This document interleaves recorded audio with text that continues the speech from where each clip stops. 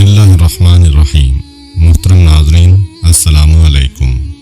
رسول خدا صلی اللہ علیہ وآلہ وسلم کی حیات طیبہ میں ایک صحرائی عرب آپ کی زیارت کے لیے مدینہ منورہ کی طرف روانہ ہوا۔ راستے میں دیکھا کہ ایک کبوتری نے بچے دیے ہوئے تھے۔ اس نے کبوتری کے بچے اٹھا لیے اور دل میں کہا، یہ بچے حضرت صلی اللہ علیہ وآلہ وسلم کی خدمت میں بطور تحفہ پیش کروں گا۔ جب کبوتری نے اپنے بچے ایک انسان کے ہاتھ میں دیکھے تو وہ بڑی مضطرب ہوئی اور اس کے سر پر چکر کاٹنے لگی۔ وہ شخص مدینہ پہنچا اور مسجد نبوی میں گیا، حضرت کی زیارت کا شرف حاصل کیا اور کبوتری کے بچے آپ کی نظر کیے۔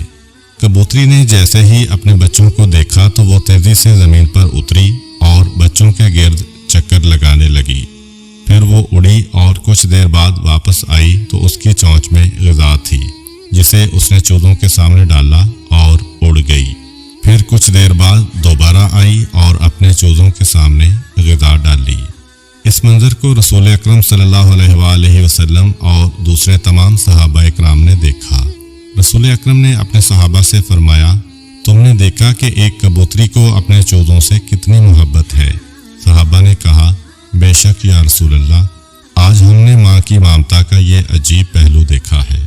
حضرت صلی اللہ علیہ وآلہ وسلم نے فرمایا، مجھے اس ذات کی قسم جس کے قبضہ قدرت میں میری جان ہے اور جس نے مجھے برحق نبی بنا کر مبعوث کیا ہے، تم نے ممتا کی جو شفقت دیکھی ہے، اللہ اس کی نسبت ہزاروں گنا اپنے بندوں پر مہربان ہے۔ یہ سن کر صحابہ بہت خوش ہوئے اور انہوں نے خدا کا شکر ادا کیا۔ پھر حضرت صلی اللہ علیہ وآلہ وسلم نے حکم دیا کہ کبوتری کے بچے آزاد کر دیے جائیں۔ جالینوس اپنے دور کا مشہور حاذق طبیب اور بہت بڑا عالم تھا۔ ایک دن بیٹھے بٹھائے اس کے ذہن میں ایک سوال پیدا ہوا کہ خدا نے غلاظت میں پلنے والے سیاہ بھنورے کو کیوں پیدا کیا؟ اس غلیظ بھنورے کی پیدائش کا بھی کوئی فائدہ ہے؟ آخر اللہ نے بے فائدہ اشیاء کیوں پیدا کی؟ کافی عرصہ جالینوس اس وہم میں گرفتار رہا۔ پھر قدرت کی طرف سے ایسا ہوا کہ اس کی آنکھوں میں درد شروع ہوا۔ جالینوس اگرچہ خود بہت بڑا طبیب تھا، لیکن اپنی تمام تر کوشش کے باوجود اپنی آنکھ کا درد ختم نہ کر سکا۔ دوسرے اتباع نے بڑی کوشش کی، لیکن اس کی آنکھ کا درد ختم ہونے میں نہ آیا۔ ایک دن ایک بڑھیا جالینوس کے پاس آئی اور اس سے کہا کہ میرے پاس ایک پڑیا موجود ہے جو کہ آنکھوں کے لیے بڑی مفید ہے، خاص طور پر درد چشم کے لیے اکسیر ہے۔ جالینوس نے کہا، آپ مہربانی کر کے وہ دوائی میری آنکھوں میں لگائیں۔ عورت نے سلائی سے وہ دوائی اس کی آنکھوں میں لگائی۔ تھوڑی دیر کے بعد آنکھ کا درد ختم ہو گیا اور جالینوس کو آرام آ گیا۔ اس کے بعد جالینوس نے اس بڑھیا کو بلایا اور اس سے پوچھا کہ تم نے یہ لاجواب دوائی کس چیز سے بنائی ہے؟ عورت نے کہا، گوبر میں پائے جانے والے سیاہ بھنورے کو میں نے پکڑ کر مارا، پھر اسے دھوپ میں خشک کیا، اس کے بعد میں نے اسے کوٹا اور یہ وہی دوائی ہے جو میں نے آپ کی آنکھوں میں لگائی ہے۔ جب جالینوس نے یہ جواب سنا تو حیران رہ گیا اور اسے معلوم ہو گیا کہ خدا نے کوئی چیز بیکار اور بے فائدہ پیدا نہیں کی۔ مشہور متکلم علی بن میثم بغداد کے رہائشی تھے۔ ان کے زمانے میں مامون کی حکومت تھی۔ اس وقت حسن بن سہل مامون کا اہم ترین وزیر تھا، جو کچھ الحاد کی طرف مائل تھا۔ ایک دن ایک زندیق اس کے پہلو میں بیٹھ کر شیخیاں بگھار رہا تھا اور بہت سے افراد اس کی باتوں کو دلچسپی سے سن رہے تھے۔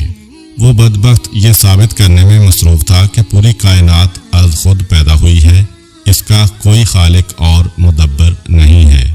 ابھی وہ اپنی یاوہ گوئیوں میں مصروف تھا کہ اتفاق سے علی بن میثم بھی وزیر کے دربار میں تشریف لائے۔ انہوں نے زندیق کی باتیں سنی تو انہیں سخت صدمہ ہوا۔ انہوں نے وزیر حسن بن سہل کو مخاطب کر کے کہا، جناب، اس کی باتیں بعد میں سن لینا، پہلے میری بات سنیں۔ آج میں نے اپنی زندگی کا عجیب ترین حادثہ دیکھا ہے اور میں وہ آپ کو سنانا چاہتا ہوں۔ ان کی اس آواز پر خاموشی چھا گئی۔ وزیر نے کہا، آپ نے آج کیا دیکھا ہے؟ علی بن میثم یوں مخاطب ہوئے، آج مجھے آپ کے یہاں آنا تھا تو میں دریائے دجلہ کے ساحل پر گیا تاکہ تاکہ کشتی پر بیٹھ کر آپ کے پاس آ سکوں۔ میں نے دیکھا کہ ایک کشتی کسی ملاح کے بغیر چلتی ہوئی دجلہ کے کنارے آ کر لگی۔ لوگ اس پر سوار ہوئے۔ پھر کشتی مسافروں کو لے کر دریا میں چل پڑی۔ کشتی میں بیٹھے ہوئے مسافروں نے مختلف گھاٹوں پر اترنا تھا۔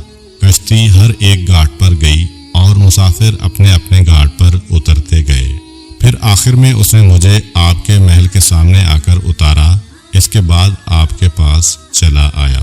زندیق نے جب یہ داستان سنی تو اس نے چیخ کر کہا، وزیر صاحب، اس شخص کی باتیں سننا وقت ضائع کرنے کے مترادف ہے۔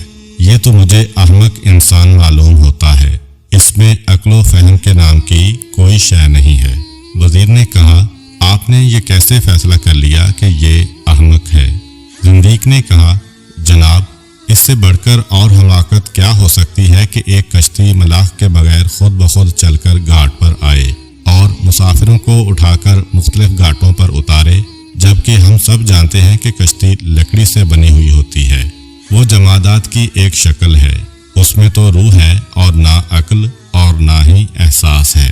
آخر ایک کشتی سے یہ توقع کیسے کی جا سکتی ہے کہ وہ خود بخود سفر کرے اور مسافروں کو ان کی منزل مقصود پر اتارے؟ علی بن مسم نے فرمایا، وزیر صاحب، احمق میں نہیں، یہ خود ہے۔ اگر ایک کشتی ملاح کے بغیر سفر نہیں کر سکتی تو خدارا مجھے بتایا جائے کہ زمین، سورج، چاند، ستارے بھی تو جمادات ہیں، ان میں بھی روح نہیں ہے۔ وہ لاکھوں سالوں سے کسی مدبر کے بغیر اپنے اپنے مدار میں کیسے گردش کر رہے ہیں، اور وہ اپنے مدار سے کیوں نہیں ہٹتے، اور وہ مسلسل لگی بندی حرکت کیوں کر رہے ہیں، جبکہ کشتی تو ملاح کے بغیر نہیں چل سکتی؟ آخر یہ کائنات کا نظام کسی محرک و مدبر کے بغیر کیسے چل سکتا ہے؟ علی بن مسم کی اس تقریر سے زندیق کے ہاتھوں کے طوطے اڑ گئے۔ وہ سخت شرمندہ ہوا اور شرمندگی کی وجہ سے گردن جھکا لی، پھر خاموشی سے اٹھ کر وہاں سے چلا گیا۔ امید کرتا ہوں کہ آپ کو آج کی ویڈیو اچھی لگی ہوگی۔ اگر آپ کو ہماری ویڈیو اچھی لگی ہے تو ویڈیو کو لائک کریں اور مزید اس طرح کی ویڈیوز دیکھنے کے لیے ہمارا چینل سبسکرائب کر لیں۔ ملتے ہیں نیکسٹ ویڈیو میں، اجازت دیجیے، اللہ حافظ۔